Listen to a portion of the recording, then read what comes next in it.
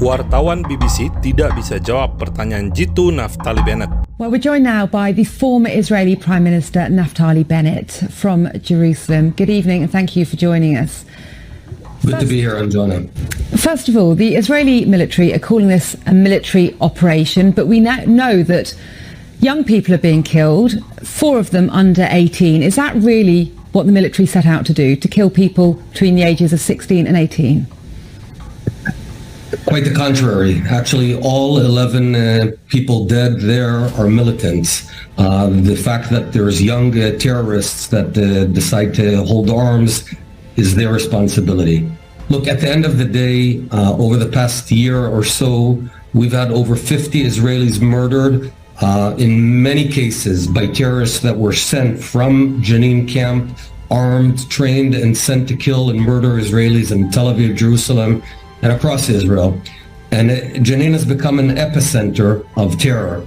So we, unfortunately, had to enter this hornet's nest of terror and neutralize the terror. Otherwise, they're going to continue killing us. So in fact, all the Palestinians that were killed are terrorists in this case. Terrorists, but children. The Israeli forces are happy to kill children.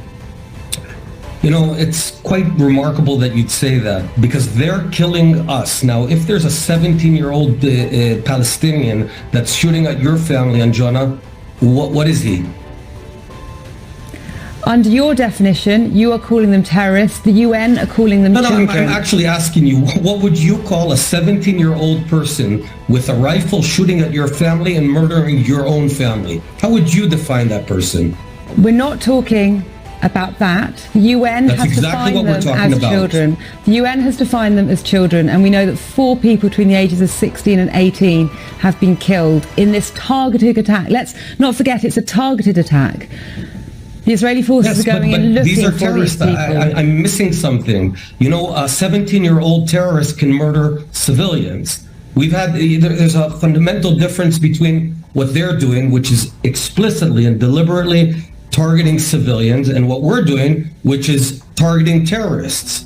That's exactly the opposite. We're doing the right thing. They're killing civilians. And the fact that you're creating this moral equivalent, or even worse, I think it's unacceptable. But isn't it language exactly like this and actions exactly like the ones that are being taken that are going to stoke tensions even more? If we're looking for a peaceful solution at any point, surely this, what you're doing in Jenin, and then the retaliatory attacks that we're seeing in Tel Aviv, are not the way forward. Well, you know, if there were a town of terror, let's say 50 kilometers from London, and on a daily basis from that town, from that center of terror, there'd be civilians, UK civilians, being killed and murdered on the streets of London, I'm sure you'd send forces there. You know, we don't have much of a choice. In fact, the reason that we're seeing this rise in terror in Jenin is because Israel is not in Jenin. We left Jenin about 30 years ago, in the early 90s. Israeli soldiers don't run around Jenin, and I guess when we let go of a certain territory, it ultimately becomes a hornet's nest of terror. But we also know that 3,000 people have been forced to leave Jenin, so they fear for their lives. I can understand that, and fortunately these 3,000 civilians are not killed temporarily. They left the center of the camp, not Jenin, they left the camp because the camp has become a terror camp, and we have to go in, clean up the terror, and leave. Where are those 3,000 people going to go now? They're going to find a temporary sanctuary in Jenin, 3,000. Look, this is not something we want to do. You're presenting it as if, you know, we enjoy this entering Jenin. I, as a soldier, as a commander, also served in Jenin. I can promise you, no Israeli soldier, no Israeli mom wants to send their boy into Jenin. We do it because we've got no choice, because they are murdering Israelis on the streets. They're stabbing them, shooting them, blowing up on them. And in fact, today, a terrorist came into Tel Aviv and rammed his car deliberately into about 10 civilians. So that's what's going on. This is asymmetric. We're not targeting civilians. They are only targeting civilians.